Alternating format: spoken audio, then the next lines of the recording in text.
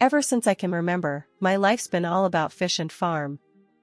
Dad had this big vision of making our place the top trout hatchery in the country, and darn if he didn't make it happen. I was right there beside him, knee-deep in pond water, learning the ropes. It wasn't just a job, it was our life, our legacy. I grew up chasing the shadows of fish in the water, learning the ins and outs of the business before I even knew what the word business meant.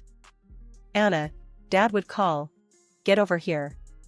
Time you learned how to sort 'em proper." Sorting the trout was an art, separating the vibrant, thrashing life into groups that would define their journey in our farm.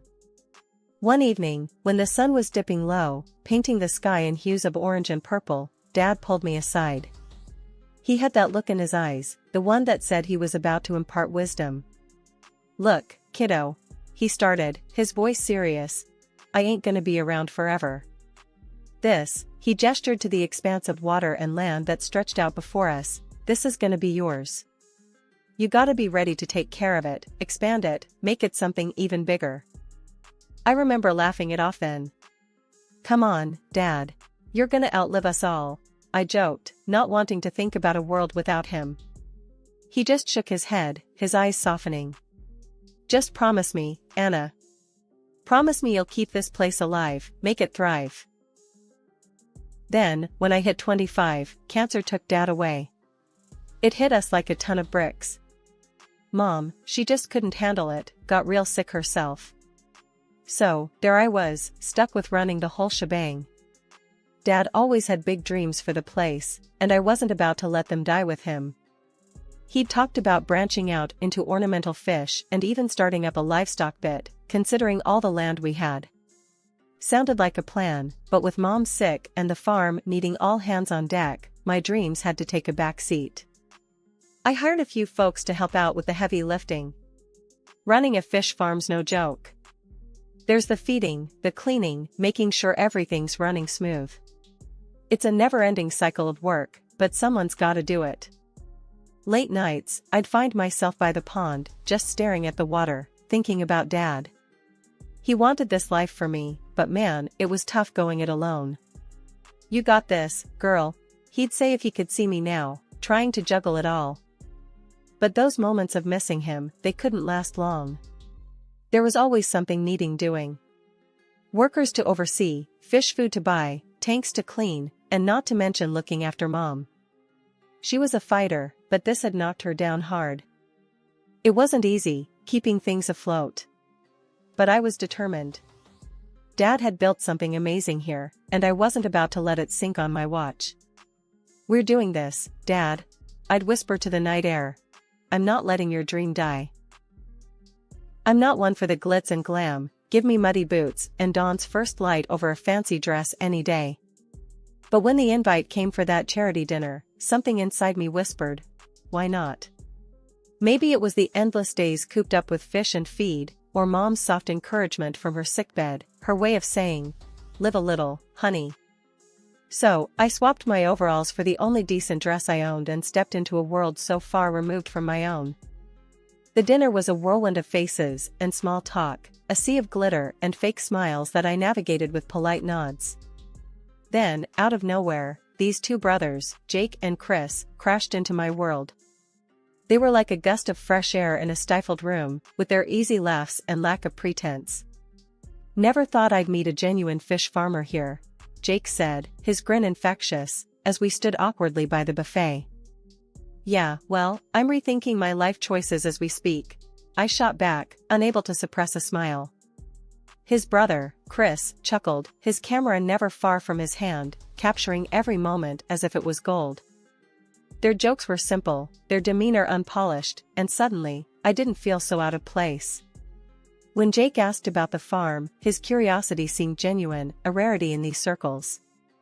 "So, what's the big deal with fish farming?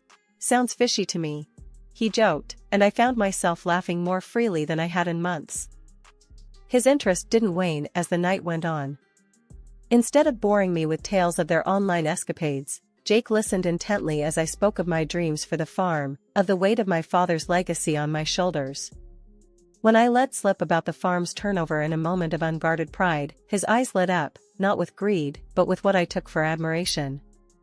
Damn, that's impressive. You're doing something right, huh? His words were like a balm, soothing the constant worry that I was failing my family. When he suggested visiting the farm, I surprised myself by agreeing. Watching him and Chris wander through the hatcheries, their laughter bouncing off the water, something in me shifted. Jake's excitement at everything, from the most mundane task to the intricate details of fish breeding, felt like a validation of everything I'd been striving for. You know, I could get used to this, Jake said, his hand brushing mine as we stood watching the sunset over the pond. His voice held a warmth that made my heart skip. It was crazy, all of it, but for the first time in a long while, I felt a spark of something new, something thrilling. Mom, ever the voice of reason, didn't share my enthusiasm. Be careful, dear. Men like him, they don't settle well with our kind of life. It's too real for them, she warned, her voice frail but filled with concern. I wanted to believe her, I did. But Jake's promises, his vows to stand by me, to embrace the farm life, they wove a spell I desperately wanted to cling to. He's different, Mom. He wants this, us, more than anything else, I defended, my voice laced with a hope I hadn't felt since Dad passed. Our wedding was a simple affair, a celebration of love amidst the backdrop of our life's work. Chris filmed it all, his camera capturing the raw, unfiltered joy of two worlds colliding. The farm, with its endless skies and the gentle lull of water, bore witness to our vows. It was perfect, despite the nagging doubt that occasionally whispered, "What if Mom's right?" Life on the farm took a new turn when Jake moved in. Initially, his enthusiasm seemed genuine. He'd wander around with his camera, capturing every mundane task as if it were a spectacle. But as days turned into weeks, the facade began to crumble. "Hey, babe, watch this," he'd call out, gesturing for me to redo a task, just so he could get a better angle. It was all for show. The reality hit hard one afternoon as I was knee-deep in pond maintenance, and Jake was nowhere to be found. I spotted him eventually, lounging under the shade of an old oak, phone in hand, lost to the world. Marching over, I couldn't hide my frustration. "Thought you were gonna help today. These ponds don't clean themselves, you know."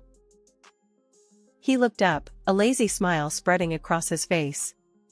I am. Just taking a little break. Gotta keep the fans updated, right? It was the same excuse every time. His help was minimal, his interest fleeting unless it served his online persona. Even when he did pitch in, it was half-hearted, his efforts more a hindrance than a help. I remember the first time I tried to teach him about the feed ratios for the trout.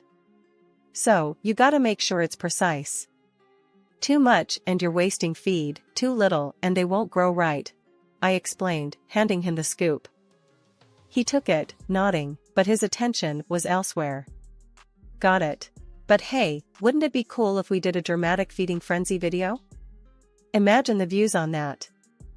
The seriousness of our work, the balance of life in our hands, reduced to mere content for views. It grated on me, but love has a way of painting red flags as mere decorations.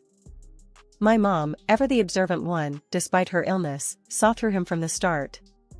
One evening, as I sat by her bedside, she took my hand, her grip surprisingly strong. "That boy, he's not here for the farm, or for you, not really. You see it, don't you?" I wanted to deny it, to defend him, but the words stuck in my throat. Deep down, I knew. Yet, acknowledging it felt like admitting a defeat I wasn't ready to face. After yet another day, where his promise to help turned into hours of him fiddling with his phone, I had enough. "Jake, I really need you to actually help around here. Not just for show," I said, the annoyance clear in my voice as I wiped the sweat from my brow. The farm wasn't a playground, it was hard work, and I was doing it all. He paused, something in his expression shifting. For a moment, I thought maybe he finally got it. "Look, I know I haven't been all hands-on with the farm stuff," he started, his tone surprisingly serious. His eyes flicked to his brother, who was leaning against the barn door, watching us. "But how about I handle the finances, huh? Take that load off you?" His brother nodded, almost imperceptibly, but I caught it. A silent conversation seemed to pass between them, one I wasn't privy to. It gave me pause, but the sheer thought of having one less thing on my to-do list was tempting. "You sure you're up for that?" I asked, skepticism heavy in my voice. Managing the books wasn't glamorous work, but it was critical to keeping the farm afloat. "Yeah, babe, I got this. Trust me," Jake said, with a confidence that didn't quite reach his eyes. His brother pushed off from the door and added, "Jake's got a head for numbers. You won't regret it." Maybe it was the exhaustion talking, or the part of me that still wanted to believe in the man I married, but I agreed. "All right, you take over the finances." "But Jake, this is serious. We can't afford any mistakes." He nodded eagerly, almost too eagerly. "You got it. I'll take care of everything. You won't have to worry about a thing." 6 months into our marriage, Jake hit a rough patch with his vlogging. Views were down, and so was the money. One evening, he dropped the bombshell. "Babe, I gotta head to the city, figure some stuff out with my brother. The channel's tanking," he said, not even looking up from his phone. I was slicing vegetables for dinner, and I paused, knife in midair. "And what about the farm? What about us?" My voice was calm, but inside, I felt a storm brewing. He shrugged, packing his camera gear with more care than he'd ever shown our life together. "It's just for a while. You can handle things here, right?" I nodded, tight-lipped. Deep down, I knew I could handle the farm, I always had. But watching him walk out that door, I felt a loneliness clamp down on me, cold and unforgiving. Not 2 weeks later, Mom's health took a nosedive. She had been my rock, and now she was slipping through my fingers. When she passed, I was a mess. I called Jake, desperate for a shred of comfort. "Jake, Mom's gone. I need you." I sobbed into the phone. There was a pause, and then, "Babe, I'm swamped. The city's buzzing, and we're onto something big. I can't just drop everything." His words hit like a slap. Too busy. For his own wife's grief. I hung up, the phone slipping through my numb fingers. 3 agonizing months later, Jake decided to grace us with his presence. He strutted onto the farm as if he hadn't abandoned me, when I needed him most. "Look at this place. It's been too long. But hey, I've got news," he announced, a grin plastered on his face. I was in the middle of feeding the fish, my hands covered in muck. "News?" I echoed, not sure I wanted to hear what he considered important. "Yeah, found a new feed supplier. Cheaper, faster growth. We're gonna save a ton," he said, his eyes alight with what I assumed was a rare flicker of responsibility. I straightened up, wiping my hands on my apron. "We don't use chemicals, Jake. You know this. Our reputation is built on quality, natural growth." He waved me off, his excitement undimmed. It's just business, babe. We need to think about profits. Besides, I've got even bigger plans." That caught my attention. "Bigger plans?" He nodded, eagerly. "A massive event right here. Celebrities, influencers, the works. It'll put us on the map." I stared at him, disbelief and anger swirling. "An event?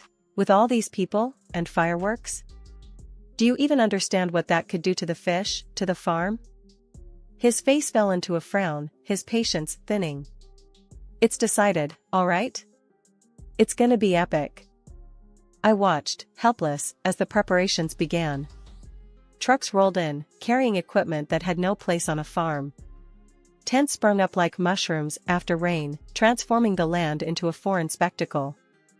As the day of the event dawned, the farm no longer felt like my sanctuary. It was invaded, overtaken by strangers with no care for the life we nurtured. The air buzzed with anticipation, a stark contrast to the usual serene mornings. Jake was everywhere, playing the gracious host, while I lingered on the sidelines, watching the chaos unfold. The fish ponds were off limits, but that didn't stop the occasional guest from wandering too close, their curiosity piqued by the very heart of our farm they knew nothing about. As evening approached, the concert began. Music vibrated through the air, an alien sound against the backdrop of nature. I watched from afar, my heart sinking with each beat. Then came the fireworks. Bright, loud, and utterly terrifying. I could only imagine the panic it caused beneath the water's surface, the home to our precious fish, now a battleground of noise and light. The fireworks had just fizzled out, leaving behind a smoky silence that hung over the farm like a bad omen. I was clearing up some of the mess left by the guests when I heard them, Jake and his brother, huddled together in the shadows, their voices low but charged with excitement. "That was epic, man. Did you see the views rolling in? Our channel's gonna explode after this," Jake boasted, his voice carrying a note of triumph that made my skin crawl. His brother chuckled, a greasy sound that filled the night. "Yeah, those clowns eat it right up. Fools, all of 'em. Easy as pie." I crept closer, hidden by the darkness, my heart pounding in my chest. This was the man I married, speaking so coldly, so calculatingly about the very people who supported him. Then their conversation took a turn, sending shivers down my spine. "So, about the farm," Jake's brother whispered, his voice barely audible. "You think she'll fall for it?" Jake snorted, a sound dripping with contempt. "Of course, she will. She's clueless, a complete fool. Just a little charm, and she'll sign whatever I put in front of her. Might not even have to forge it." They shared a low, conspiratorial laugh, and something in me broke. My mother's warnings, the doubts I'd pushed aside, all came crashing down in that moment. The next evening, at dinner, I faced them both. Jake, with his easy smile and lying eyes, and his brother, the silent accomplice. They exchanged quick glances, thinking I was none the wiser. I smiled back, a mask of complacency over my raging thoughts. "Dinner's great, isn't it? Hope the farm's growing on you, Jake," I said, my voice steady, betraying none of the turmoil inside. "Oh, it is. It's fantastic here, Anna. We're gonna do great things," he replied, reaching for my hand across the table. His touch, once comforting, now felt like a serpent's coil. His brother nodded, adding, "Yeah, we've got big plans. This place has so much potential." I withdrew my hand gently, still smiling. "I'm glad to hear it. I've got some plans of my own, you know. For the farm." They paused, a flicker of unease crossing their faces. "Oh? Like what?" Jake asked, his voice edged with a hint of caution. "Just some ideas I've been toying with. You'll see," I said, keeping my tone light, airy, as if I hadn't just uncovered their betrayal. Right after the dust settled from that fiasco of an event, I knew I had to do something drastic. First stop was the family lawyer, Mr. Davis. His office smelled of leather and old books, a comfort in the chaos. "Mr. Davis, I need to lock down the farm's finances. Jake can't have access anymore," I said, straight to the point. He raised his eyebrows, peering at me over his glasses. "That serious, Anna? All right, let's get the paperwork started." Then, I did something I never thought I'd do. I hired a PI, a guy named Carl, who had a reputation for getting to the bottom of things. A week later, he laid it all out for me. Jake and his brother had been funneling money out of the farm, spending it on their wild ideas and pocketing the rest. My heart sank. I was furious, not just at them, but at myself, for letting it happen. Armed with evidence, I marched to the police station. Handing over the documents, I felt a mix of relief and dread. "They've been stealing from the farm," I told the officer, my voice steady, despite the storm inside. When Jake and his brother got picked up by the cops, Jake had the nerve to call me. "Anna, you gotta bail us out. It's a misunderstanding," he pleaded over the phone. I couldn't help but laugh. "Misunderstanding? I think it's pretty clear. Enjoy your stay," I replied, hanging up with a click. It felt like a weight lifted, but there was still work to do. I decided to go public with the whole mess. If Jake loved the spotlight so much, he was about to get it, just not in the way he wanted. I called up a local TV station and some of Jake's rival bloggers. "Come to the farm. See what his grand plans did," I told them. They came, cameras and all, capturing the aftermath of the event. Dead fish floated in the ponds, victims of the loud explosions and chaos. The smell was awful, a tangible sign of the damage done. Standing there, in front of the cameras, I told the story. This is what happens when fame and greed take over. This was our livelihood, and they nearly destroyed it for views. The backlash was immediate. The internet exploded with the truth of their actions, showcasing the dead fish, the ruined farm. Cartoonists had a field day with the brothers, turning them into caricatures of greed and folly. Jake's channel? It tanked, losing followers faster than a sinking ship sheds cargo. Advertisers pulled out, not wanting to touch him or his brother with a 10-foot pole. I wasn't done, though. Fueled by rage and a need for justice, I filed for divorce and slapped them with a lawsuit for every penny they cost me and the farm, tallying up to a cool $1,500,000. It felt like declaring war, but for the first time in months, I felt like I was finally fighting back. Riding the wave of support, I started my own YouTube channel. It wasn't about revenge. It was about reclaiming my story, my family's legacy. Surprisingly, or maybe not so much, people rallied around me. Subscribers poured in, eager to see the farm's comeback story unfold. Jake tried to weasel his way back in, calling, texting, showing up with lame apologies. "Babe, let's talk about this. We can fix it," he'd plead, but I was done. Done with lies, done with him. I had a farm to rebuild and a future to secure. The court's decision was the final nail in the coffin of their schemes. The judge awarded me $1 million in damages. Watching Jake and his brother scramble to pay up, on top of facing charges for attempted fraud, was more satisfying than I'd like to admit. They were finished, professionally and publicly. The verdict was clear: they were frauds, and everyone knew it. In the end, they lost everything: their followers, their credibility, and any respect they might have had. The sun was just peeking over the horizon, casting a soft golden light over the farm, now bustling with life and more vibrant than ever. Standing by the fence, I watched the new day dawn, feeling a sense of peace I hadn't felt in a long while. Mike, my oldest employee, walked up, a coffee mug in each hand, and handed me one. "Mornin', Anna. Looks like it's gonna be a good day." I took a sip, the warm bitterness of the coffee grounding me. "Yeah, it does. We've come a long way, haven't we?" He nodded, leaning on the fence beside me. "Sure have. Never thought I'd see this place lookin' this lively again. Those ornamental fish tanks are something else." Laughing, I glanced at the gleaming tanks filled with vibrant colors, a far cry from the traditional trout ponds we were used to.